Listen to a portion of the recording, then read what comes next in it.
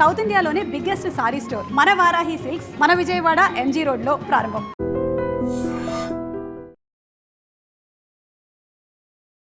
Christmas పండుగ వచ్చేస్తోంది. దీని వెనకాల ఒక ఆధ్యాత్మిక అర్థం ఏంటి? యేసు ప్రభు వారి యొక్క పుట్టుక దిస్ డే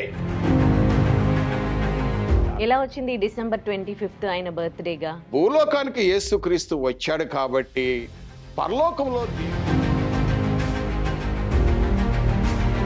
బైబిల్ని ఎవరు రాశారండి? బైబిల్ మొత్తము 40 మంది పరిశుద్ధాత్మ చేత.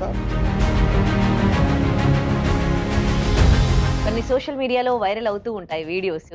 దేవుడి దగ్గర ఏడవడం ఏంటి, ప్రశాంతతగా ఉంటుంది కదా. యేసు ప్రభు వారు ఎప్పుడు ఏడమని చెప్పలేదు. మరి ఎందుకు ఏడుస్తున్నారు వీళ్ళంతా? ఆ గురించి ఏడుస్తారు ఎందుకు? మీరు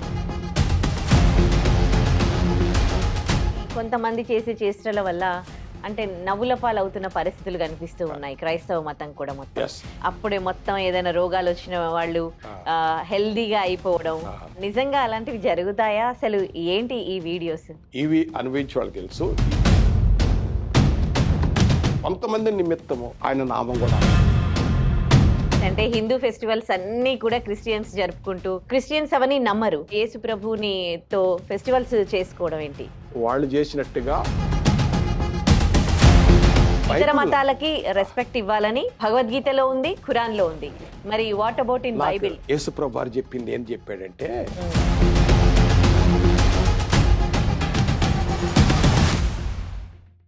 వెల్కమ్ టు ఐ డ్రీమ్. నేను ఉదయశ్రీ. ఈ డిసెంబర్ 25 క్రిస్మస్ పండగ. మరి ఈ క్రిస్మస్ పండగ యొక్క ప్రాముఖ్యత తెలియజేయడానికి, అలాగే జీసస్ ప్రాముఖ్యత తెలియజేయడానికి మనతో ఉన్నారు బ్రదర్ వై యేసుపాదం గారు, west church of Christ, Rahmat Nagar, Yusuf గూడ. మాట్లాడదాం. నమస్తే అండి, వెల్కమ్ టు అవర్ స్టూడియో. నమస్కారం. క్రిస్మస్ పండగ వచ్చేస్తోంది. చాలా చాలా బాగా జరుపుకుంటారు. చాలా పెద్ద పండగ క్రైస్తవులకైతే. అసలు దీని వెనకాల ఒక ఆధ్యాత్మిక అర్థం ఏంటి క్రిస్మస్ పండగ యొక్క? ఎస్ అమ్మా, యేసుక్రీస్తు వారి గురించి ముందుగా ప్రవచనాలు చెప్పబడ్డాయి. ఆ ప్రవచనాలు దాదాపు 100 కొలది ప్రవచనాలు పుట్టక ముందు ప్రవచింపబడ్డాయి. అవి క్రీస్తు నందు నెరవేర్చబడ్డాయి. అయితే అనేక ప్రవచనాలు ఉన్నాయి కాబట్టి ఒక వాక్య భాగము చదువుతాను. యెషయా గ్రంథము 9వ అధ్యాయము 6వ వచనము. ఏలనగా మనకు శిశువు పుట్టెను, మనకు కుమారుడు అనుగ్రహింపబడెను, ఆయన భుజముల మీద రాజ్యభారం ఉండను. ఆశ్చర్యకరుడు, ఆలోచనకర్త, బలవంతుడైన దేవుడు, నిత్యుడగు తండ్రి, సమాధానకర్తకు అధిపతి అని అతనికి పేరు పెట్టబడను. యేసుక్రీస్తు వారు ఈ లోకమునకు రాకముందే దాదాపు 800 సంవత్సరాలు ముందుగా ఈ ప్రవచనము ప్రవచింపబడింది. కనుక అది మనం చూసినట్టయితే ఈ యొక్క డిసెంబర్ మాసములో ఈ పండగ సందర్భములో లూకా సువార్త 2వ అధ్యాయము 10-11 వచనములు. అయితే ఆ దూత, భయపడకుడి, ఇదిగో ప్రజలందరకు కలగబోవు మహా సంతోషకరమైన సువర్తమానము నేను మీకు తెలియజేయుచున్నాను. దావీదు పట్టణమందు నేడు రక్షకుడు మీ కొరకు పుట్టి ఉన్నాడు. ఈయన ప్రభువైన క్రీస్తు. తర్వాత వెంటనే 13వ వచనం. పరలోక సైన్యము సమూహముతో కూడి నుండి సర్వోన్నతుని స్థలములో దేవునికి మహిమయు, ఆయనకిష్టులైన మనుషులకు భూమి మీద సమాధానము కలుగునుగాక అని దేవునికి స్తోత్రము చేయుచుండిరి. ఈ 2 వచనాలు లేఖ భాగనాలు చూసినట్టయితే యెషయా గ్రంథము 9వ అధ్యాయం 6వ వచనములోనో, లూకా సువార్త 2వ అధ్యాయము 10-11 వచనాలలో ఇక్కడ యేసు ప్రభు వారి యొక్క పుట్టుకను చూస్తాం. అక్కడ చూసినట్లయితే పుట్టిన రోజు నేడని రాయబడింది. దిస్ డే, కరెక్ట్ తేదీ తెలియదు. అదేవిధంగా యేసు ప్రభు వారు కూడా ఎప్పుడు ఆయన ఆ బర్త్డే కార్యక్రమం చేయలేదు. పరిశుద్ధ గ్రంథంలో కూడా అపోస్తులు కానీ ఆదిమ సంఘంలో ఎక్కడ కూడా ఈ పుట్టినరోజు కార్యక్రమం చేసినట్టుగా క్రొత్త నిబంధనలో లేదు. అయితే మరి ఇప్పుడు ప్రపంచమంతా చేస్తున్నారు కదా.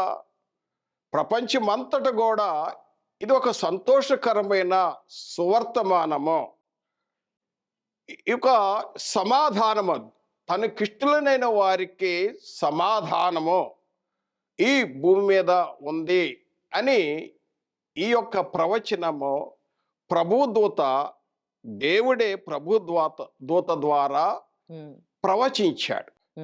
ఇది దేవుని ప్రవచనం కాబట్టి ఇప్పుడు భూలోకంలో నలుదిక్కుల ఎక్కడ చూసినా కూడా ఈ డిసెంబర్ మాసంలో ఈ యొక్క పండుగ కార్యక్రమం చేస్తూ ఉంటారు. ఎలా వచ్చింది డిసెంబర్ 25th ఆయన బర్త్డేగా? డిసెంబర్ 25th అని బైబిల్లో లేదు. ఇది వాస్తవాన్ని చూసినట్టయితే నిమ్రోదు తన యొక్క వంశాల్లో వచ్చిన తమ్మూజ్ అనే పాగన్ దేవత ఆరాధించే రోజు కాబట్టి ఇది వాస్తవానికి డిసెంబర్ 25 అని బైబిల్ లేదు. కాబట్టి ఈ రోజున ఈ సత్యాన్ని తెలుసుకొని ఈ డిసెంబర్ మాసం అంతా కూడా సంతోషంగా ఈ యొక్క సువర్తమానం, మంచి సువర్తమానము ప్రభుదూత తెలియపరిచిన ఈ యొక్క ఆ రోజును ఈ డిసెంబర్ మాసం అంతా క్రైస్తవులందరూ సంతోషంగా, ఎందుకంటే నిజమైన సంతోషము క్రీస్తునందే ఉంది, నిజమైన సమాధానము క్రీస్తునందే ఉన్నది. ఆ దూతలు కూడా, ఆ పరలోక సైన్యం కూడా ఏం చెప్పారంటే, భూలోకానికి యేసుక్రీస్తు వచ్చాడు కాబట్టి పరలోకంలో దేవునికి మహిమ, భూలోకంలో ఉన్న వారికి ఆ యొక్క సమాధానము, తనకిష్టులైన వారికి సమాధానము, ఇందుకు దేవునికి స్తోత్రము అని చెప్పారు. ఓకే. అంటే మీరు అంటూ ఉన్నారు నిజమైన సంతోషం, నిజమైన ఆనందం దీంట్లోనే ఉంది అని. అంటే ఓన్లీ యేసుక్రీస్తుని నమ్ముతున్న వాళ్ళే సంతోషంగా ఉన్నారా? వేరే వాళ్ళు సంతోషంగా లేరా? ఉన్నారు. కానీ ఈ నిజమైన సంతోషం ఏంటంటే ఇది ఆత్మ సంబంధమైన సంతోషం, ఈ స్పిరిచువల్ సంతోషం. అది అనుభవించే వారికే తెలుసు. ఓకే. ఓకే. అంటే ఆ ఆత్మ సంతోషం ఓన్లీ క్రిస్టియన్సే అది ఆత్మ సంబంధం. ఇది ఆత్మ సంబంధము. ఎందుకంటే ఆత్మ ఫలమేమనగా ప్రేమ, సంతోషము, సమాధానము, దీర్ఘశాంతము, దయాళత్వము, మంచితనము, విశ్వాసము, ఆశా నిగ్రహము, సెల్ఫ్ కంట్రోల్ క్రీస్తునందు ఉంటది. కొన్ని సోషల్ మీడియాలో వైరల్ అవుతూ ఉంటాయి వీడియోస్. ఆ దేవుడి ముందు కూర్చొని అంత సంతోషంగా అయినప్పుడు ఎందుకు అంతగా ఏడవడం, దేవుడి దగ్గర ఏడవడం ఏంటి? ప్రశాంతతగా ఉంటుంది కదా దేవుడి దగ్గర, దేవుడి ప్లేస్ లో మనకి ఒక ప్రశాంతత అనేది కలుగుతుంది. కానీ అందరూ వచ్చి ఎందుకు ఏడుస్తూ ఉంటారు? యేసు ప్రభువారు ఎప్పుడు ఏడమని చెప్పలేదు. మరి ఎందుకు ఏడుస్తున్నారు వీళ్ళంతా? యేసు ప్రభువారు చెప్పలేదు, నా గురించి ఏడుస్తారు ఎందుకు, మీరెందుకు ఏడుస్తారు అని. ఆ బాధ ఏందో తానే అనుభవించాడు. యేసు ప్రభువారు ఏడమని ఎప్పుడు చెప్పలేదు. పరిశుద్ధ లేఖనం ఏం చెప్తుందంటే, బైబిల్ ఏం బోధిస్తుందంటే, ఎల్లప్పుడూ ఆనందించండి, ఐ సే అగైన్ ఆనందించండి, మీరు ఎల్లప్పుడూ సంతోషంగా ఉండండి, మరలా చెప్పుచున్నాను సంతోషంగా ఉండండి. ఏదైనా దుఃఖం కలిగితే, ఏదైనా బాధ కలిగితే మీ యొక్క చింత యావత్తు తండ్రి దేవునికి నా నామంలో ప్రార్థన చేయండి అని చెప్పాడు. యేసు ప్రభువారు ఏడమని ఎక్కడ చెప్పలేదు. ఆ బైబిల్ బోధ కూడా ఎక్కడ ఏడమి చెప్పలేదు. బీ హ్యాపీ అన్నారు. కొంతమంది పండగ ఉంది అని పండగ చేసుకుంటున్నారు, కొంతమంది ఏమో పండగ అనేది లేదు అని అంటారు. ఏంటి ఇవి రెండు? అసలు అర్థం కాదు. పండగ అంటే క్రైస్తవులకు నిజమైన పండగ ఏదంటే బైబిల్లో రాయబడింది. కొరింథీ రాసిన మొదటి పత్రిక 5వ అధ్యాయం 7వ వచనంలో 7, 8, 9 వచనాల్లో క్రీస్తును పస్కా పశువు అనే ఆయన వధింపబడ్డాడు, ఆ కనుక ఆ పండగను ఆచరించమని ఆ పండగనే మాట మటుకి కొరింథీ పత్రికలో రాయబడింది. ఆ పండగ ఏంటంటే ఆ విందు ఏంటంటే అపోస్తల బోధ యందును సహవాసం రొట్టె విరుచుట, ప్రార్థన చేయుట, కానుకలిచ్చుట, పాటలు పాడుట, ఆ పండగ ఆదివారం పండగ. ఓకే. ఆదివారం జరుపుకోవాలి. ఎస్. ఓకే. ఈ క్రిస్మస్ అనేది ఏం లేదు. అంటే క్రిస్టమస్ అనేది అసలు యెషయా గ్రంథము 9వ అధ్యాయము 6వ వచనంలోనే ఆ క్రిస్టమస్ అనే మీనింగ్ అంతా వచ్చేసింది. హ్మ్. ఆ మీనింగ్ మొత్తం లూకా సువార్త 2వ అధ్యాయము 10 నుండి 11 వచనాలలో అక్కడ ఆ క్రిస్టమస్ అంటే హ్మ్. తండ్రైన దేవుడు తన కుమారుడు అనుగ్రహించటము, ఆయన మన పాపాల భారం ఆయన మోసాడు, హ్మ్. ఆయన ఆశ్చర్యకరుడు, ఆలోచనకర్త, అద్భుతమైన దేవుడు, సమాధానమైన కర్త. హ్మ్. వాస్తవానికి యేసు ప్రభు వారు పుట్టినప్పుడు సమాధానం లేదు. యేసు ప్రభు వారు పుట్టినప్పుడు ఆ తేదీ కూడా తెలియదు. అక్కడ జ్ఞానులు వచ్చారు. జ్ఞానులు వచ్చి హేరోదుని అడిగారు. హేరోదు రాజు పుట్టాడు ఎక్కడ అంటే, ఆ హేరోదు ఏమనుకుంటా నా రాజ్యం పోయిద్ది అనుకొని ఎప్పుడు ఏంటో చూడండి అని శాస్త్రులు పరిశీలనలు అడిగితే వాళ్ళు చూసి చెప్పారు. యూదయ బెత్లెహేములోనే అని చెప్పినప్పుడు అప్పుడు హేరోదు రాజు ఏం చేసి అంటే 2 సంవత్సరాల లోపు పిల్లలను చంపేయండి అని ఆజ్ఞించాడు. హ్మ్. వాస్తవానికి నేడు రక్షకుడు పుట్టాడు, తేదీ తెలియదు. అదేవిధంగా జ్ఞానులు వచ్చారు కదా, వాళ్ళు కూడా తెలియదు. తర్వాత ఇక 2 సంవత్సరాల లోపు పిల్లలను చంపేయమన్నాడు. వాస్తవానికి యేసు ప్రభు వారు వచ్చి పుట్టినప్పుడు భూలోకంలో సమాధానం లేదు. దేనికి సమాధానం లేదు భూలోకంలో? ఎందుకంటే యేసు ప్రభు వారు వచ్చేసరికి ఆ విషయం కూడా మనం చెప్పుకుందాం. అసలు పాపం అనేది వెళ్తా ఉన్నప్పటికీ పాపము రూలింగ్ చేస్తున్నాడు. మన టాపిక్లో ఎవరు ఆ పాపం రూలింగ్ చేస్తాడో చెప్తాను. ఇప్పుడు ఈ సమాధానం పుట్టినప్పుడు ఏంటంటే 2 సంవత్సరాల లోపు పిల్లలందరినీ హేరోదు రాజు చంపమన్నాడు. ఆయనకు అర్థం కాల. ఆయనకి ఎందుకు, ఏ విషయంలో చంపమన్నారు? అంటే ఎందుకంటే ఈయన రాజు కాబోతున్నాడు, నా రాజ్యం పోతుంది, నా రాజ్యం పోయిద్దిక. ఎందుకంటే ప్రవచనాలు ఉన్నాయి. రాజు అనమాట, యేసుక్రీస్తు కింగ్, యేసుక్రీస్తు రాజులకు రాజు, ప్రభులకు ప్రభు అని ప్రవచనం ఉంది. కాబట్టి రాజ్యం పోయిద్ది కదా అని భయపడి ఈ 2 సంవత్సరాల లోపు పిల్లలను చంపేయమన్నాడు. కానీ ప్రవచనం ఏముంది యెషయా గ్రంథంలో? ఆయన సమాధానకర్త అయిన అధిపతి, ప్రిన్స్ ఆఫ్ పీస్ అన్నాడు. ప్రిన్స్ ఆఫ్ పీస్ అన్నప్పుడు పుట్టినప్పుడు సమాధానం లేదు కదా. మరి ఎప్పుడు సమాధానం అంటే యేసుక్రీస్తు మరణ సమాధి పునరుద్ధానము తర్వాత ఈ ప్రపంచంలో ఉన్న వాళ్ళు ప్రజలందరికీ, యూదులకు, అన్ని జనులకు యేసుక్రీస్తు మరణ సమాధి పునరుద్ధానం ద్వారా ఆయన రక్తం వలన దూరస్తులైన సమీపస్తులు చేసి, ఒక కుటుంబంగా చేసి, ఒక ఇల్లుగా చేసి సమాధానపరిచాడు. అప్పుడే యేసుక్రీస్తు వారు సమాధానకర్త అయ్యాడు, ప్రిన్స్ ఆఫ్ పీస్ అయ్యాడమ్మా. ఆయన పుట్టినప్పుడు జరగలేదు కానీ ఆయన మరణ సమాధి పునరుద్ధానంలో సమాధానం కలిగింది. ఓకే. మరి ఆయన పుట్టినాక రాజు కాలేదు కదా? రాజు అయ్యాడు. మీరు రాజు ఎందుకంటే పిలాతు దగ్గరికి వచ్చాడు. పిలాతు దగ్గరికి వచ్చినప్పుడు నిలబెట్టాడు. వాళ్ళు అనేక మంది కంప్లైంట్లు చేశారు. పిలాత్ అంటే ఎవరంటే రోమా గవర్నర్, కైసరేమో రోమలో ఉన్నాడు. వీళ్ళందరూ యూదులు వచ్చేసి అక్కడ యూదుల మీద అధికారి ఎవరంటే అప్పుడు హేరోదు ఉన్నాడు. హేరోదు ఎవరంటే ఈయన ఎదోము నుండి వంశం నుండి వచ్చిన వాడు.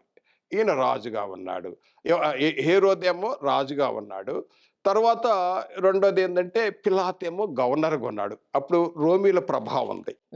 అంతకుముందు గ్రీకుల ప్రభావం, తర్వాత రోమీల ప్రభావం. రోముల అధికారం ఉంటాం. ఉదాహరణకు మన భారతదేశంలో బ్రిటిష్ వాళ్ళు పరిపాలన చేసినప్పుడు వాళ్ళు వచ్చి ఇక్కడ పరిపాలన గవర్నర్ గట్టున్నారో అలాగూ పిలాతు ఉన్నాడు. వాళ్ళు వచ్చి వాళ్ళు కంప్లైంట్ చేస్తున్నారు, యూదులు కంప్లైంట్ చేస్తున్నారు. యూదులు కూడా అర్థం కాల, హేరోదుకు అర్థం కాలేదు, అక్కడున్న ఎవరికి అర్థం కాలేదు. కాబట్టి వచ్చి నువ్వు రాజు అంటే ఎస్ రాజునే అన్నాడు. రాజు అని చెప్పేశాడు. నువ్వు దేవుడువా? ఎస్ మీరు అన్నట్టే అన్నాడు. ఎస్ అన్నాడు. అంటే ఆయనకు రాజులకు రాజు. ఆయన పుట్టినప్పుడు పరిస్థితులు ఏంటి? ఆయన వచ్చినాక, ఆయన జననం తర్వాత ఏం మార్పులు వచ్చాయి? వాస్తవానికి ఆయన రాకముందు వాస్తవానికి యేసుక్రీస్తు వారు ఈయన జగత్తు పునాది వేయబడక మునిపే ఉన్నాడు. ఈ 2000 సంవత్సరాలు వచ్చి ఆయన శరీరధారిగా వచ్చాడు. వాస్తవమే, శరీరధారిగా.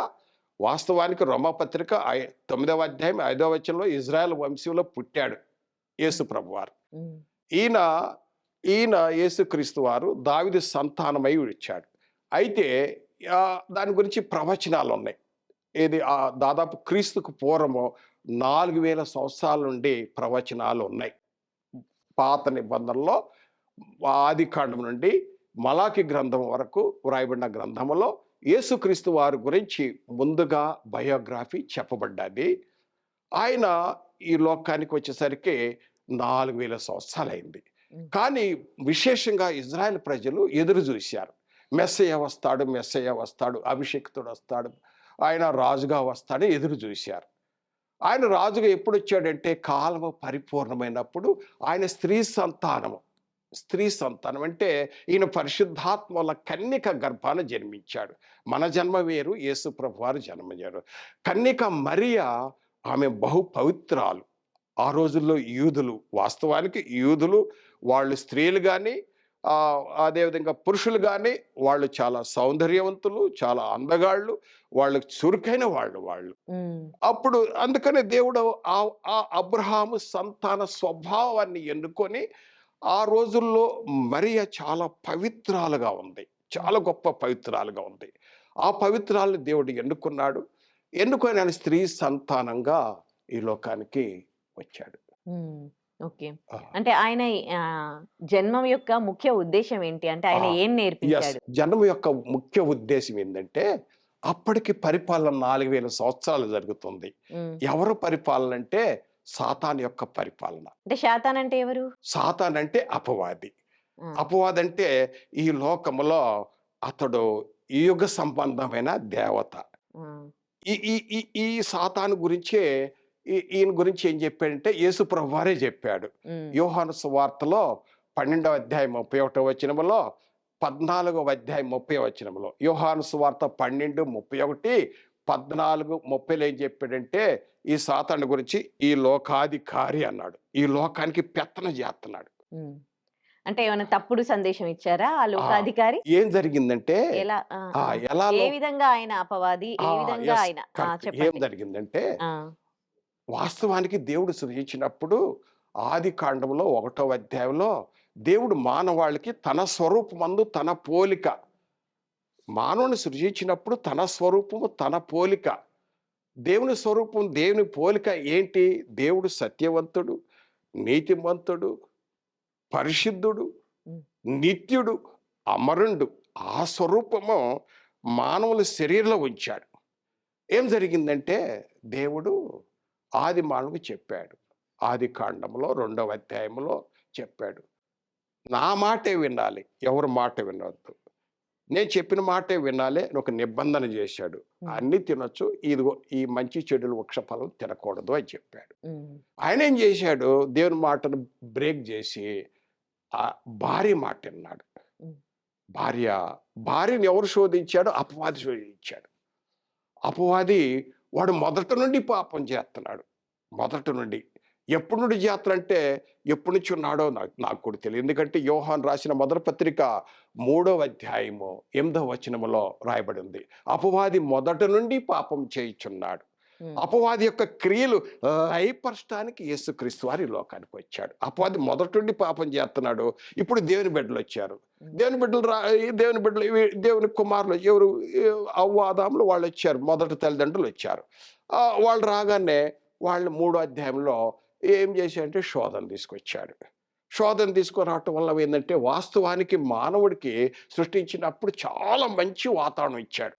అసలు ఫుడ్ కానీ, తర్వాత మంచి శాకాహారం, పాపం రాకముందు మాంసాహారం లేదు, ఒట్టి కాయగూరలు, పండ్లు, మంచి ఇవన్నీ ఫుడ్ ఇచ్చాడు, మంచి ఫుడ్ ఇచ్చాడు ఆరోగ్యంగా ఉండటానికి. కానీ తర్వాత వచ్చేసింది మాంసాహారం. అయితే అప్పుడు దేవునితో సహవాసంలో ఉన్నాడు. అబ్బాయి ముందే చెప్పాడు, అబ్బాయి నువ్వు ఇదిగో ఈ ఆజ్ఞను కనుక బ్రేక్ అయ్యావనుకో నీకు నాకు కటిప్ అన్నాడు, టెంటోస్ అన్నాడు, సపరేషన్ అయిపోతాం జాగ్రత్త అని చెప్పాడు. కానీ ఆయన ఏం చేశాడు? తన భార్య మాట విన్నాడు. భార్య వింటూ వచ్చి నాకు ఒకళ్ళని నేర్చుకున్నారు. ఇక అతడు అపవాది ఏం చేశాడు? ఇక్కడ దేవుని బిడ్డలను పక్క తీసేసి ఇక అక్కడ వాళ్ళకున్న అధికారాన్ని తీసేసుకున్నాడు. ఎవరు? ఆదాము దగ్గర నుండి అపవాది ముందే ఉన్నాడు కదా, లోకంలో ముందే ఉన్నాడు, వచ్చేసి అధికారం లాగేసుకున్నాడు. ఈ భూలోకంలో అధికారం లాగేసుకోవటం వల్ల ఏమిందంటే ఇప్పుడు నేను అధికారిని అంటున్నాడు. చూసినట్టయితే రోమపత్రిక 5వ అధ్యాయంలో 12వ వచనం 14వ వచనం. రోమాపత్రిక 5వ అధ్యాయం 14వ వచనంలో ఏముందంటే, ఒకని ద్వారా పాపము ద్వారా లోకములో ప్రవేశించింది. 14వ వచనంలో ఆదాము మొదలుకొని మోషే వరకు మరణం ఏలింది. పాపం వల్ల మరణం వచ్చేసింది. అంటే డెత్, సపరేషన్ అయిపోయింది, దేవునికి దూరం అయిపోయాడు మానవుడు. ఇప్పుడు అప్పటికి వచ్చేసరికి ఆ యేసు ప్రభువారు వచ్చేసరికి 4000 ఇయర్స్ అవుతుంది. ఆ 4000 ఇయర్స్ వరకే ఎవరు పరిపాలన చేస్తారంటే ఈ లోకాధికారి. యేసు ప్రభువారు ముందే చెప్పాడు, ఈ లోకాధికారి ఇక వాడిని నేను బయటికి పంపించేస్తున్నాను అన్నాడు, వాడు త్రోసేయబడతాడు అని చెప్పాడు. కాబట్టి యేసుక్రీస్తు వారు వచ్చేసి ఎందుకు రావాల్సి వచ్చిందంటే అపవాది యొక్క క్రియలు లయపరచడానికి యేసుక్రీస్తు వారు ఈ లోకానికి వచ్చాడు. ఎందుకు వచ్చాడంటే అప్పుడు లోకమంతా నశించున్నారు, నశించిన దాన్ని వెతికి రక్షించడానికి వచ్చాడు. అప్పటికి మరణం ఉంది, మరణం వేల్తా ఉంది. తిమోతి రాసిన 2వ పత్రికలో 1వ అధ్యాయము 10వ వచనములో మరణము నిరర్ధకము చేయటానికి వచ్చాడు. యేసుక్రీస్తు వారు వచ్చేసరికి ఈ లోకం ఎలా ఉందంటే దుష్ట పరిస్థితి ఉంది. దుష్ట పరిస్థితి అంటే ఏంటి? అందరూ బతుకుతున్నారు మంచిగా, అప్పుడు మంచిగా బతికే వాళ్ళు ఉన్నారు, అప్పుడు చెడుగా బతికే వాళ్ళు ఉన్నారు, మంచి పనులు చేసే వాళ్ళు ఉన్నారు, చెడు పనులు చేసేవాళ్ళు ఇప్పుడు ఉన్నారు. అప్పటికి ఇప్పటికి ఇట్లాంటి మార్పు లేదు. అండ్ ఆ అపరాధి ఏమయ్యాడు ఇతను వచ్చాక? ఏంటంటే వచ్చిన ఉద్దేశం, ఆయన వచ్చిన ఉద్దేశం చెప్తున్నాను. ఇక వాళ్ళు మారపోతే మనం ఏం చేద్దాం, కానీ వచ్చిన ఉద్దేశం చెప్తున్నా. అసలు ఎందుకు వచ్చాడు అంటే ప్రస్తుత దుష్ట కాలం నుండి, అంటే చెడుతనము నుండి విమోచడానికి వచ్చాడు. కానీ యేసు ప్రభు వారు వచ్చేసరికి అప్పుడు పరిస్థితి ఎట్లా ఉందంటే, ఒకటేమో గ్రీకులు, ముందు గ్రీకులు, క్రీస్తు పూర్వం 323లో గ్రీకులు, అలెగ్జాండర్ ది గ్రేట్ ప్రపంచం అంతా జయించుకుంటూ వచ్చాడు. తర్వాత గ్రీకుల తర్వాత రోమిలు వచ్చారు. వీళ్ళు ఎలాంటి వారంటే, మనము చరిత్ర చూస్తే అపోస్తల కార్యంలో 17 అధ్యాయంలో 16 అధ్యాయంలో గ్రీకుల యొక్క స్వభావం తెలుస్తుంది. అదేవిధంగా గ్రీకులు ఏమన్నారంటే, యేసుక్రీస్తు అనుచరులు వచ్చేసరికి చూసి వాళ్ళు ఏమన్నారంటే, ఈ భూలోకాన్ని తలకిందులు చేసే వాళ్ళు వచ్చారన్నారు. ఈ గుండ్ర భూలోకాన్ని ఎట్ట తలకిందులు చేస్తారంటే, వీళ్ళు అపోస్తల కార్యం 16 అధ్యాయంలో రాయబడింది ఏంటంటే, వీళ్ళు దుష్టత్వము నుండి మళ్లించేవారు, చెడు మార్గం నుండి ఒక సత్య మార్గం నడిపించే వాళ్ళు చూసి వాళ్ళు ఏమనుకున్నారంటే, ఈ గ్రీకులు ఏమనుకున్నారు, వీళ్ళు భూలోకాన్ని తలకిందులు చేసేవాళ్ళు, వాళ్ళు ఇక్కడ కూడా వచ్చారు అని గ్రీకులు అనుకున్నారు. అదేవిధంగా రోమేల పరిస్థితి ఎలా ఉందంటే, వాళ్ళు చాలా క్రూరులు రోమీలు. రోమా పత్రికలు 1వ అధ్యాయంలో చదివితే వాళ్ళ యొక్క గుణగుణాలు మనకు తెలుస్తాయి. కాబట్టి అప్పటికి భూలోకం అంతా దుష్టత్వంతో ఉంది. ఇప్పుడు మహాభారతము, రామాయణము, ఖురాన్ ఇవి ఎవరు రాశారో మాకు తెలుసు. బైబిల్ని ఎవరు రాశారండి? బైబిల్ ఇది పరిశుద్ధాత్మ చేత, అంటే ఎవరు రాశారు అని, ఆయన యేసుక్రీస్తు పుట్టక ముందే ఆ వాక్యాలన్నీ ఉన్నాయి కదా, అంటే ఎవరు రాశారు జస్ట్ తెలుసు. ఆదికాండం మొదలుకొని మలాకి గ్రంథం వరకు పాత నిబంధన 39 పుస్తకాలు. ఇవి ఈ బైబిల్ మొత్తము 40 మంది వారు అనేక వృత్తులు, డిఫరెంట్ రాజులు ఉన్నారు, జ్ఞానులు ఉన్నారు, చదువుకున్న వారు ఉన్నారు, చదువులేని వారు ఉన్నారు, పండితులు ఉన్నారు, చాలా మంది గొప్ప వారు ఉన్నారు. చదువులేని పామర్లు ఉన్నారు, చేపలు పట్టుకునేవారు ఉన్నారు. కానీ వీళ్ళు ఎలా రాశారంటే పరిశుద్ధాత్మ చేత ప్రేరేంపబడి వ్రాస్తూ పోయారు ఇంతమంది. ఎందుకంటే ఇది ఎట్లా సాధ్యమంటే, మీరు బైబిల్ మొత్తం చూడండి, పాత నిబంధనలో 40 మంది వ్రాసిన ఈ గ్రంథము ఏం ఒకటే, యేసుక్రీస్తు వారు గురించి ఈ 40 మంది డిఫరెంట్ కాలాలు కూడా వేరు, ప్రాంతాలు వేరు, వాళ్ళు డిఫరెంట్ వృత్తులు ఉన్నప్పటికీ వాళ్ళు ఎందుకు రాస్తారో వాళ్ళకు కూడా తెలియదు. దేవుడు ప్రేరేపిస్తున్నాడు, వ్రాస్తా పోయాడు. దావీదు మహారాజు ఉన్నాడు, ఆయనే రాస్తున్నాడు, ఆయన కూడా తెలియదు. దేవుడి యొక్క ప్రేరణ చొప్పున రాస్తూ పోయారు. ఇది దైవ గ్రంథం, అందుకనే ది హోలీ బైబుల్ అంటారు.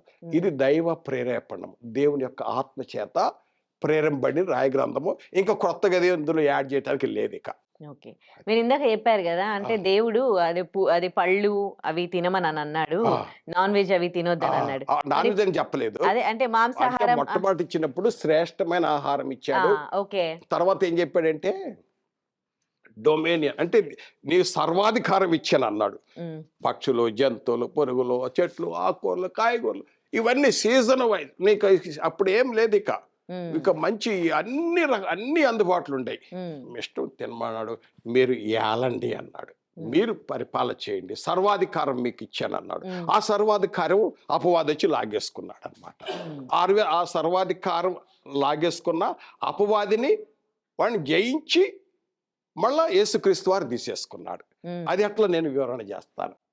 ఎలా అంటే యేసుక్రీస్తు వారు హెబ్రీ పత్రికలో 2వ అధ్యాయంలో నేను జ్ఞాపకం చేస్తున్నాను.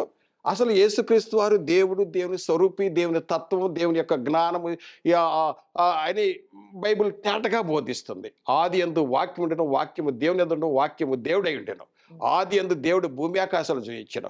యేసుక్రీస్తు వారు కొలసీ పత్రిక 1వ అధ్యాయం 15వ వచనం చూసినట్టయితే అదృశ్య దేవుడు ఆయన. యేసుక్రీస్తు అదృశ్య దేవుడు, సర్వ సృష్టికి ఆది సంభూతుడు. ఆకాశం యందు ఉన్నాయి కానీ, భూమి యందు ఉన్నాయి కానీ, దృశ్యమైన కానీ అదృశ్యమైన కానీ, ప్రభుత్వాలను అధికారములైనను సమస్తము యేసుక్రీస్తు ద్వారా సృష్టింపబడ్డాయి. ఆయన ఆది ఉన్నాడు.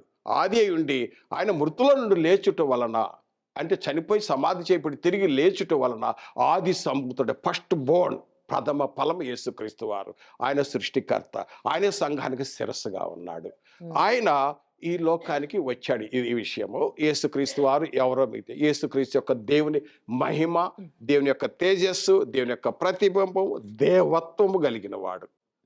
ఆయన ఈ లోకానికి దేవుడైతే ఎందుకు వచ్చాడు అసలు ఈ లోకానికి చాలామంది ప్రశ్నిస్తారు.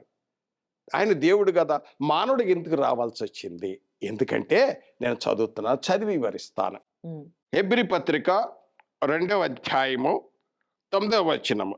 దేవుని కృప వలన ఆయన ప్రతి మనిషిని కొరకు మరణము అనుభవించినట్లు దేవదూతల కంటే కొంచెము తక్కువగా ఈ లోకానికి వచ్చాడు. యేసుక్రీస్తు వారు మానవుడిగా ఎందుకు వచ్చాడు, దేవుడైతే ఎందుకు వచ్చాడు, ఎందుకు వచ్చాడని చాలా మంది ప్రశ్నిస్తారు. ఆయన దేవుడే కదా, ఇప్పుడు దాకా చెప్పుకున్న దేవుడి స్వరూపం, దేవుని తత్వం, దేవుని స్వభావం, సృష్టికర్త. ఆయన వాక్, లోగోస్, ఆయన వాక్ ద్వారా సమస్తం జరిగింది. కాబట్టి ఆయన ఎందుకు వచ్చాడంటే ఇది దేవుని కృప అంటున్నాడు హెబ్రీ గ్రంథకర్త. హెబ్రీ గ్రంథకర్త ఎవరంటే పరిశుద్ధాత్ముడు సెలవిస్తున్నాడు. దేవుని కృప ప్రతి మనుషుని కొరకు, భూలోకంలో ఉన్న సమస్త మానవాళి కొరకు. దానికి ఏ భేదం లేదు. యేసుక్రీస్తు అందరికీ ప్రభు. దేవుడికి పక్షపాతం లేదు, దేవునికి పక్షపాతం లేదు. ఎందుకంటే ఆయన ప్రతి మనిషిని కొరకు మరణం రుచడానికి వచ్చాడు. ప్రతి టేస్టెడ్ డెత్ ప్రతి మనిషిని కొరకు. ఇందులో మనం మనిషి అనుకుంటే యేసుక్రీస్తు అవసరం.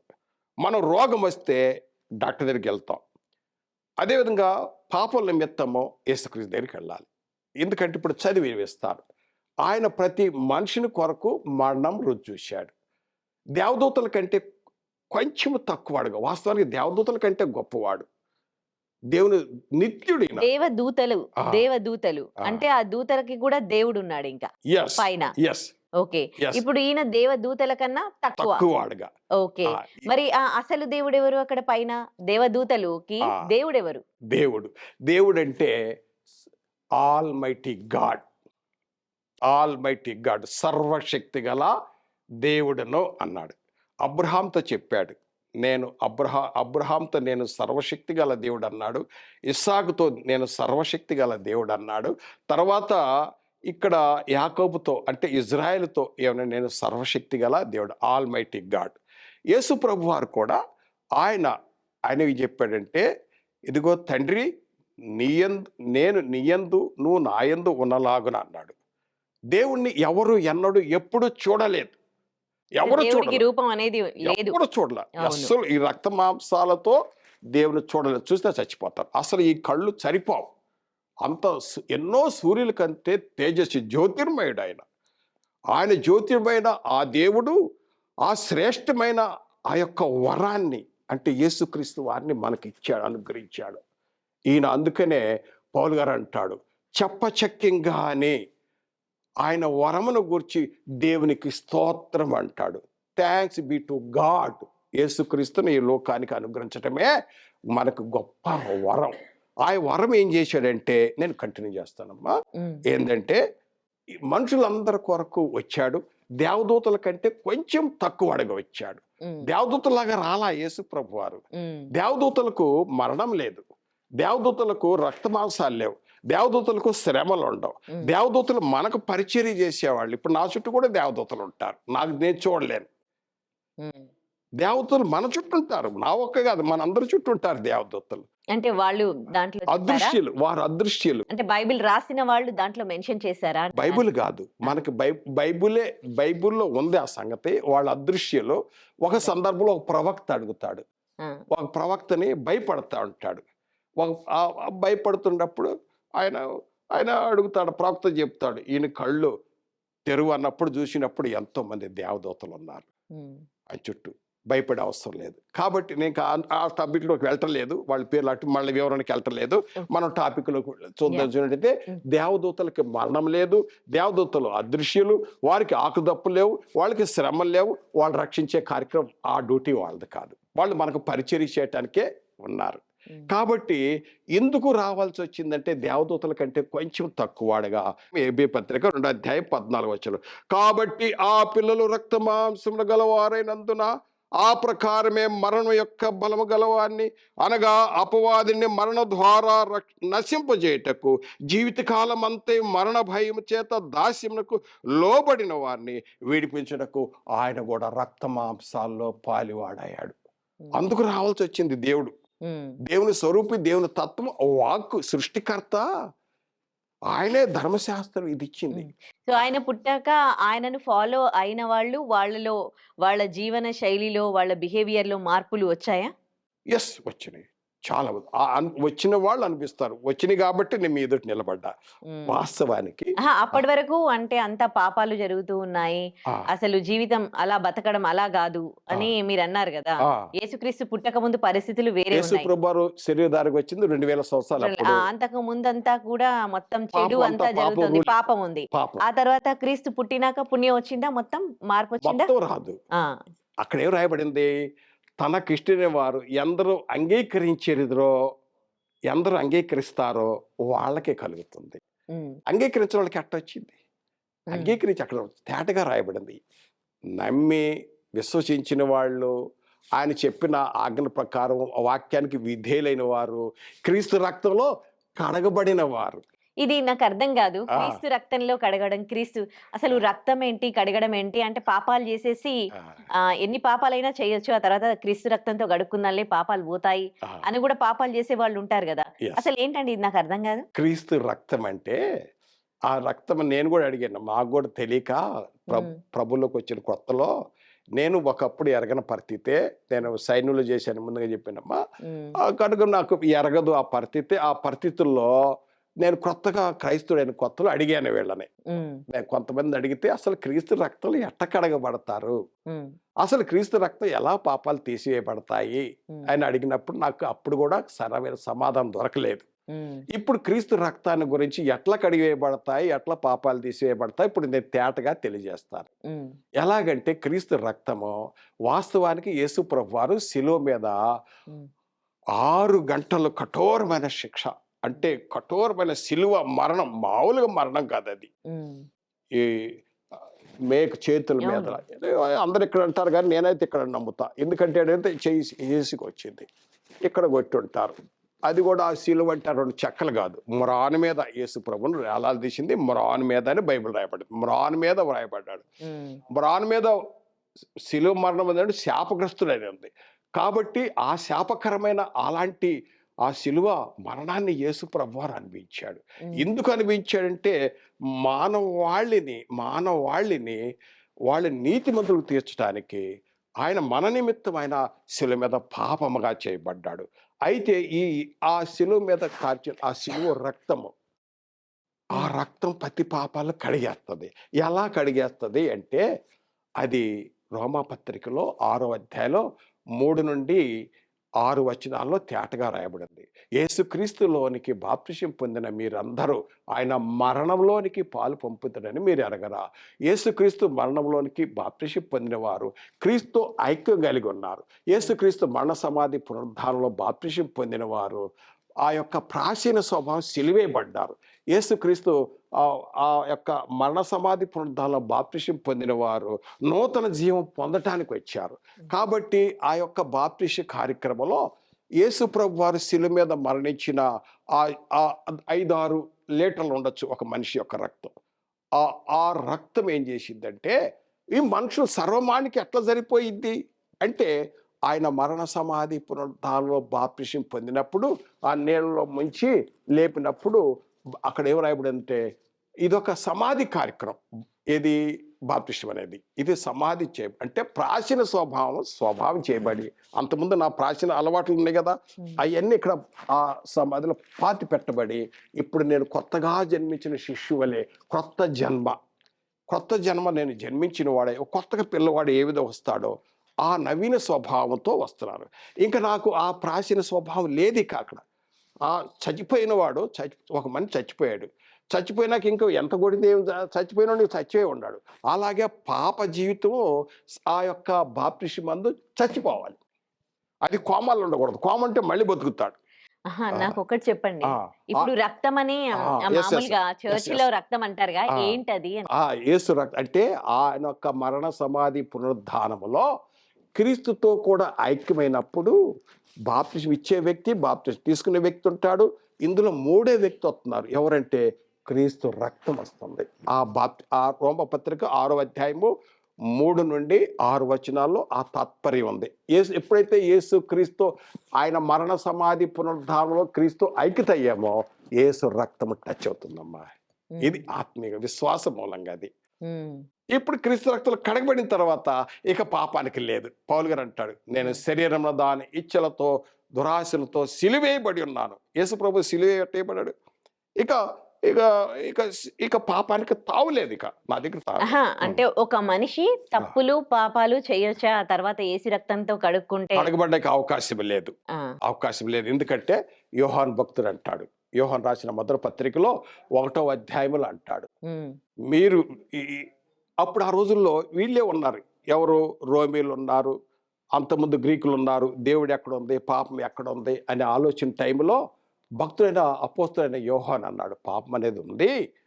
పాపం అంటే ఎట్లా అంటే ఆ పాపాన్ని తీసివేయచ్చు. ఎట్లా అంటే యేసు రక్తం ప్రతి పాపాలను కడిగి వేస్తుంది. ఏ విధంగా అంటే ఆయన వెలుగులో ఉన్నాడు. God is light. యేసు ప్రభువు వారు చెప్పాడు, ఐ ఆమ్ ది లైట్ అన్నాడు, ఐ ఆమ్ ది లైఫ్ అన్నాడు, ఐ ఆమ్ ద ట్రూత్ అన్నాడు. కాబట్టి ఆయన వెలుగులో ఉన్న ప్రకారం దేవుడు వెలుగు. కాబట్టి దేవుడు వెలుగు ఎవరు చూడలేము మన కళ్ళతోటి. అగోచరుడైన నిత్యుడు కాబట్టి దేవుడు వెలుగై ఉన్నాడు. కాబట్టి ఆయన వెలుగులో ఉన్న ప్రకారము మనం వెలుగులో నడిచినప్పుడు యేసు రక్తము ప్రతి పాపాలు కడిగేస్తుందప్ప. ఇది ఇందాక మనం ఫస్ట్ స్టెప్ ఎక్కడ తీసుకున్నాము? రోమాపత్రికలో 6వ అధ్యాయంలో అక్కడ మరణ సమాధి పునరుద్ధానంలో యేసుక్రీస్తు రక్తం మనకు టచ్ అయింది. ఆత్మీయంగా ఐక్యమైపోయాం కదా, క్రీస్తు ఐక్యమైపోయాం. ఆయనకి క్రీస్తు సంబంధం ఒక విధంగా చెప్పాలంటే ఆత్మీయంగా యేసుక్రీస్తు బంధం ఏర్పడింది. ప్రధానం చేయబడ్డాం. క్రీస్తు బంధం ఏర్పడింది. క్రీస్తు శరీరంలో చేర్చబడ్డాం. క్రీస్తు శరీరంలో చేర్చబడి క్రీస్తు యొక్క రక్తం ప్రవహిస్తూ ఉంటుంది. ఆయన దేవుని కుడిపార్శ్వ ఉన్నాడు, మనం భూలోకంలో ఉన్నాం. ఇప్పుడు మనం దేవుడు వెలుగు కాబట్టి మనం వెలుగులో నడిచినప్పుడు యేసు రక్తం పనిచేస్తుంది. వెలుగులో పోకుండా చీకట్లో నడితే యేసు రక్తం పనిచేయదు. చీకట్లో నడిచి ఆ లోకమంతా తిరిగి వచ్చి అక్కడక్కడ అవి చేసి వచ్చి ఏడకొచ్చి యేసు రక్తంతో నా పాపాలు కడిగేటే అది కాదు. సోషల్ మీడియాలో కొన్ని వీడియోలు వైరల్ అవుతూ ఉంటాయండి. నేను చాలా చూసా. అంటే అది ఒక ఫన్నీగా పోతోంది అనమాట. అంటే క్రీస్తుని దేవుడిగా కొలుస్తారు చాలా మంది, కానీ కొంతమంది చేసే చేష్టల వల్ల అంటే నవ్వుల పాలవుతున్న పరిస్థితులు కనిపిస్తూ ఉన్నాయి. క్రైస్తవ మతం కూడా మొత్తం అప్పుడే ఏదైనా మ్యాజిక్ చేసేయడం, అప్పుడే మొత్తం ఏదైనా రోగాలు వచ్చిన వాళ్ళు హెల్దీగా అయిపోవడం, ఇవన్నీ కూడా నిజంగా అలాంటివి జరుగుతాయా? అసలు ఏంటి ఈ వీడియోస్?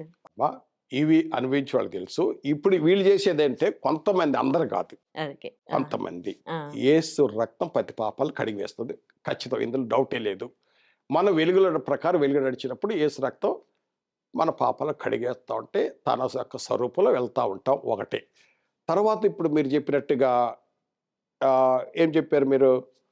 హా, ఈ సోషల్ మీడియా పాస్టర్స్ వాళ్ళందరూ ఆ. యేసు ప్రభు వాక్యం చెప్పేయడం, వాళ్ళు సెట్ మొత్తం హెల్దీగా అయిపోవడం ఆ, అట్లా చేస్తూ ఉంటారు. అప్పటికప్పుడు హెల్దీ అవుతున్నారని చూసే వాళ్ళకి కూడా తెలుస్తుంది కదా ఆ, అదంతా ఫేక్ అని. ఆ, సో ఎందుకు అట్లా కరెక్ట్. చేస్తూ ఉన్నారు పాస్టర్స్?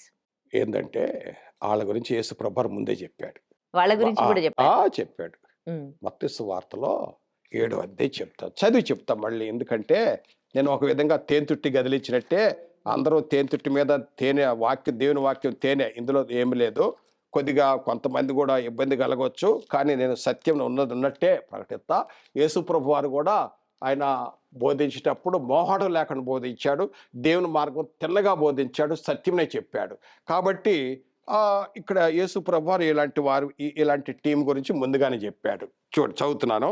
యోహాను సువార్త మత్తయి సువార్త 7వ అధ్యాయము 21వ వచనములో నుండి, ప్రభువా ప్రభువా అని నన్ను పిలుచు ప్రతివాడును పరలోక రాజ్యంలో ప్రవేశింపడు.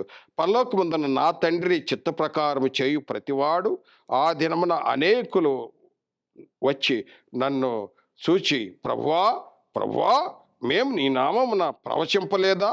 నీ నామన దెయ్యములు వెళ్ళగొట్టలేదా? నీ నామన అనేకమైన అద్భుతాలు చేయలేదా అని చెప్పుదురు. అప్పుడు నేను మిమ్మను ఎన్నడూ ఎరగను, అక్రమం చేయువారులారా నా యొద్ద నుండి పండి అని వారితో చెప్పాడు. ముందుగానే చెప్పాడు. ఉమ్, బైబిల్ మొత్తం చెబుతుంది. కొంతమంది నిమిత్తము ఆయన నామం కూడా అవమానపరచబడుతుంది. అపోస్తల బోధలో చెప్పారు. ఉమ్. ఈ మధ్య కొంతమంది, కాలంలో అందరు అదే. కాదు, కొంతమంది. ఓకే. కొంతమంది అలా ఆ, చేస్తున్నారంటారు. అదే. ఇంకా ఈ మధ్య కాలంలో కొత్తగా ఏంటంటే హిందూ ఫెస్టివల్స్ అన్నీ కూడా క్రిస్టియన్స్ జరుపుకుంటూ బతుకమ్మ పండగ అని యేసు ప్రభువుని పెట్టి బతుకమ్మ చేస్తున్నారు. ఆ, మళ్ళీ దాన్నేమంటారు, ధ్వజస్తంభం పెట్టేసి అంటే ఇవన్నీ హిందూ కల్చర్. హిందువులు చేస్తారు ఇవన్నీ కూడా. ఆ, టెంపుల్‌లో ధ్వజస్తంభం పెట్టడం గాని, బతుకమ్మ ఫెస్టివల్ కానీ, సంక్రాంతి, దీవాళి ఇవన్నీ కూడా ఆ. హిందువులకు Yes. సంబంధించింది. ఇప్పుడు క్రిస్టియన్స్ అవన్నీ నమ్మరు. ఆ, అలాంటప్పుడు వాళ్ళ ఫెస్టివల్స్ లాగా హిందువుల్లాగా ఆ. వీళ్ళు యేసు ప్రభునితో ఫెస్టివల్స్ చేసుకోవడం ఏంటి? యేసు ప్రభుని పెట్టి. కానీ దేవుడు ముందే చెప్పాడు, ఉమ్, ఆ విధంగా మీరు వాళ్ళలాగా చేయొద్దని దేవుడు ముందుగానే చెప్పాడు. వాళ్ళు చేసినట్టుగా ఉమ్, మీరు చేయొద్దని చెప్పాడు, ముందుగానే చెప్పాడు. తర్వాత ఏంటంటే ఉదాహరణకు ఇందాక మీరు చెప్పారు, ఎవరో ఎక్కడో చేస్తున్నారు విజయవాడలో అని చెప్పారు కదా. అంటే వీధులలో తిరుగుతూ ఆ. మా మతంలోకి మారండి అని చెప్తూ ఉన్నారు. ఆ, మతం మీద నమ్మకం ఉంటే వాళ్ళే మారతారు కదా. ఆ, ఎందుకు అనవసరంగా ఇక్కడ క్రైస్తవుల అంటే దేవుణ్ణి అది చేస్తూ ఉన్నారు వాళ్ళు. మారండి మారండి అని ఎందుకు? ఇందులోకి వస్తేనే దేవుడు మిమ్మల్ని మంచిగా చూస్తాడు, మీకున్న కష్టాలు దొరికిపోతాయి అని ఇట్లా చెప్పాల్సిన అవసరం లేదు కదా. వాళ్ళకి నమ్మకం వస్తే వాళ్ళే మారతారు. వాళ్ళే వస్తారు. ఇప్పుడు ఇలా చెప్పొచ్చా? అంటే ఏంటంటే ఇలా మారమని చెప్పొచ్చా? యేసు ప్రభు వారు ఏం చెప్పాడంటే, ఎందుకు చెప్తున్నారంటే అది కూడా చెప్తానమ్మా. యేసు ప్రభు మరణ సమాధి పునరుద్ధారణ అయిన తర్వాత ఆయన శిష్యుని పిలిచి మత్తయి సువార్తలో 28వ అధ్యాయము 18 నుండి 20 వచనాలు, పరలోకమందును భూమి మీదను నాకు సర్వాధికారం ఇవ్వబడ్డది. ఇందాక అధికారం ఉందని చెప్పానే, ఆ విషయం చెప్పలేదు నేను. ఏది చదివే కానీ చెప్పలా.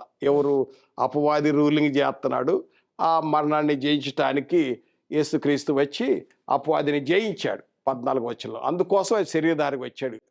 అయితే యేసు ప్రభువారు అపవాదిని జయించాడు. సాతాను జయించి అధికారం లాగేసుకున్నాడు. ఇచ్చే అధికారం అన్నాడు. అప్పుడు బాగొట్టుకున్నాడు కదా, మొదటి మనిషి బాగొట్టుకున్నాడు కదా అధికారం. ఆదాం బాగొట్టుకున్నాడు అధికారం. 4000 సంవత్సరాలు అపవాది చేస్తున్నాడు రూలింగ్. ఇప్పుడు యేసు ప్రభువారు మరణ సమాధి పునరుద్ధానం తర్వాత అధికారం తీసేసుకొని ఇక అపవాదిని అంటాడు, ఇచ్చే తాళాలు ఇచ్చాయి అన్నాడు. ఇచ్చే అధికారం ఇచ్చేది తీసేసుకున్నాడు. తీసేసుకున్న తర్వాత మత్తయి సువార్తలో 28వ అధ్యాయంలో 18 నుండి 20 వచనాల్లో అప్పుడు ఆయన అంటాడు, పరలోకమందును భూమి మీదను నాకు సర్వాధికారము ఇవ్వబడింది. అధికారం లాగేసుకున్నాను అన్నాడు. ఎందుకంటే ఇది కూడా చెప్పాలి.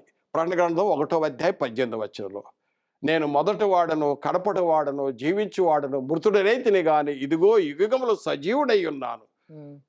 పరలోకం యొక్క పాతాళం యొక్క తాళ చెవులు నా స్వాధీనం వచ్చేసి అన్నాడు. పరలోకులు అధికారం పొందాడు. పాతాళం చనిపోయిన తర్వాత ఉంటారే పాతాళంలో, అక్కడ అధికారం పొందాడు. తర్వాత భూలోకులు అధికారం పొందాడు. అధికారం పొందిన తర్వాత ఇదిగో నాకు అధికారం పొందాను. కాబట్టి శిష్యులు చెప్పాడు, మీరు సర్వలోకానికి వెళ్ళి సర్వ సృష్టికి సువార్త ప్రకటించండి అని చెప్పాడు. తర్వాత చూసినట్టయితే తండ్రి యొక్క కుమారుడు యొక్క పరిశుద్ధాత్మలోకి బాప్టిసం అని చెప్పాడు. తర్వాత శిష్యులు చేయమన్నాడు. శిష్యులు సువార్త ప్రకటించారు. సువార్త ఏంటంటే నమ్ము వారికి రక్షణ కలుగజేస్తుంది. ముందే చెప్పుకున్న లోకమంతా రక్షణ లేని స్థితిలో, నశించిన స్థితిలో ఉన్నారు. యేసు ప్రభువారు వచ్చింది అదే, నశించిన దాన్ని వెతికి రక్షించడానికి వచ్చాడు. కాబట్టి ఆ నశించుచున్న ఆత్మల గురించి ప్రకటన చేస్తూ ఉంటారు. పౌలు గారు అంటాడు, క్రీస్తు ప్రేమ మమ్మల్ని బలవంతం చేస్తుంది. క్రీస్తు ప్రేమ మమ్మల్ని బలవంతం చేస్తుంది అనమాట. అందుచేత నా సహోదరులు, నా ఫ్రెండ్స్ కూడా చెప్తా, నా ఫ్రెండ్స్ ఉన్నారు. నేను ఒకప్పుడు అక్కడి నుంచే కదా ఇటు వచ్చింది. నా సహోదరులు క్రైస్తవులు గారు వాళ్ళు కూడా చెప్తా, బ్రదర్, డియర్ ఫ్రెండ్, నువ్వు ఎంతో నా స్నేహితుడివి, నేను యథార్థం చెప్తున్నాయా. ఇది యేసు ప్రభు వారు చెప్పాడు, నేనే సత్యము మార్గము జీవం అన్నాడు. ఇది సత్య మార్గము, రండి అని చెప్తా ఉంటా. నేను అనే మాటనే స్వార్థం, మేము మన అని అనాలి. నేను అంటేనే అందులో స్వార్థం ఉంది. మరి ఎందుకు మనకి బైబిల్లో నేను నేను నా నా అనే స్వార్థం కనిపిస్తుంది? అది దేవుడికి మాత్రమే చెందుతుంది, ఓన్లీ గాడ్. ఓకే, ఇతర మతాలకి రెస్పెక్ట్ ఇవ్వాలని అది అంటే భగవద్గీతలో ఉంది, ఖురాన్ లో ఉంది. మరి వాట్ అబౌట్ ఇన్ బైబిల్? నాకు నేను ఎప్పుడు వాటి జోలికి పోలేదమ్మా, నాకు తెలియదు. బైబిల్లో ఇతర మతాలకు సంబంధించి ఏముంది అంటే, బైబిల్లో ఏముందంటే అందరినీ ప్రేమించండి. యేసు ప్రభు వారు చెప్పింది ఏం చెప్పాడంటే, love god, love others, prayer for all. Yesu ప్రభు వారు చెప్పింది ఇది, అందరినీ ప్రేమించండి. దేవుని ఎట్ట ప్రేమించాలి? నీ పూర్ణ హృదయంతో, నీ పూర్ణ ఆత్మతో, నువ్వు పూర్ణ వివేకంతో. నీ దేవుడైన యోహాను ఆల్ మై దేవుడు అంటే all mighty God who created everything. ఆయన్ని ప్రేమించాలి. ఫస్ట్ పాయింట్ యేసు ప్రభువు అదే చెప్పాడు, ప్రేమ చెప్పాడు.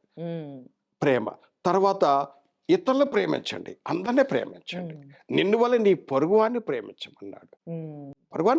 ఈ వాక్యాలు మేము కూడా విన్నాము. కాకపోతే ఇది ఫాలో అయ్యేది ఓన్లీ ఇతర కంట్రీస్ లోనే.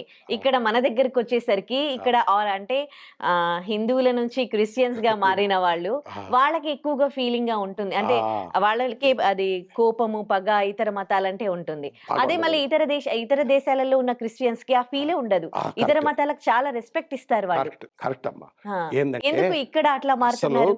క్రీస్తు ప్రేమ కలిగిన వాళ్ళు అందరిని ప్రేమించాలి.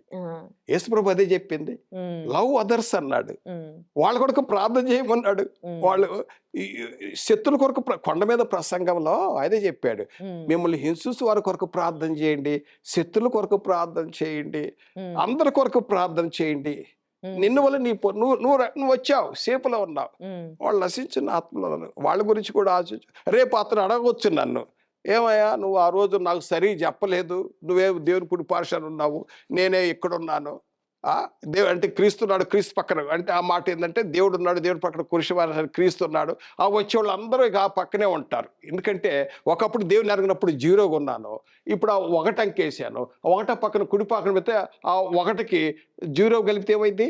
10 అవుతుంది. దాని పక్కన వాడు కలిపితే 100 అవుతాయి. అట్లా కలుపుకుంటూ పోయాం. అదే ఎడమవైపు ఉంటే ఏమైందంటే 0కు నో వాల్యూ. ఒకప్పుడు 0 నుండి ఇక్కడ హీరో అవుతాడు క్రీస్తునందు ఉన్నప్పుడు.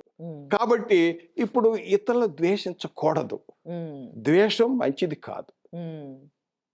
దేన్ని ద్వేషించాలి?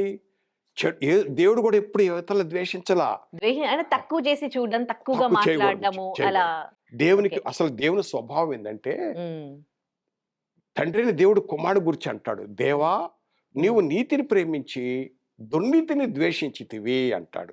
హెబ్రీ పత్రిక 1వ అధ్యాయము 7 నుండి 9 వచనాలు. నీతిని ప్రేమించి దుర్నీతిని ద్వేషించితివి. రోమా పత్రిక 1వ అధ్యాయం 18వ వచనంలో దేవునికి కోపము దేని మీద కోపం ఉంటుందంటే, దుర్నీతి మీద, సత్యంను అడ్డగించే వారి మీద, భక్తిహీనత మీద దేవునికి కోపమే కానీ దేవునికి ఏ నరుని మీద కోపలేదు. మనుషులు సృష్టించి వాళ్ళు తీసుకెళ్ళి నరక వేసే కార్యక్రమం దేవుని ఉద్దేశం కానే కాదు. అదేవిధంగా ఆయన శిష్యులు కూడా, ఆయన ఫాలోవర్స్ కూడా క్రీస్తు ఏ విధంగా నడుచుకున్నాడో ఆయన అడుగు జాడల నుంచి, ఇక ఆఖరిలో ఆయన అడుగు జాడల నుంచి పోయాడు. ఆయన అడుగు జాడలు, ఆయన యేసుక్రీస్తు వారు ఏ మాదిరి చూపించాడు? ఆయన ప్రార్థన నేర్పాడు, విధేయత చూపించాడు, ఆయన తగ్గింపు చూపించాడు, తర్వాత క్షమాపణ చేయించాడు. తర్వాత ఎంత తగ్గింపు అంటే ఒక మినిస్టర్గా వచ్చాడు. ఒక మినిస్టర్ అంటే ఒక నాయకుడికి వచ్చాడు. పరిచయం చేయటానికి వచ్చాడు. మత్తయి సువార్తలో 20:28లో, మార్కు సువార్త 10:45లో ఒక మినిస్టర్ ఏం చేస్తాడు? మన గల్లీ నుండి ఢిల్లీ వరకు సమస్యలు తీసుకెళ్తాడు. ఇక్కడ సమస్యలు తీరకపోతే ఎట్లా కాదురా భాయ్, మనం పోయి ఢిల్లీలో కూర్చోవాలి, అప్పుడు కానీ మన సమస్యలు తీరవంటారు నాయకులు. ఆ విధంగా యేసు ప్రభువారు ఈ లోకానికి ఒక నాయకుడిగా వచ్చాడు. నాయకుడు వచ్చి తగ్గించుకొని ఈ సమస్యలు, ఇక్కడ సమస్య ఏంటి? భూలోకంలో సమస్య పాపం సమస్య.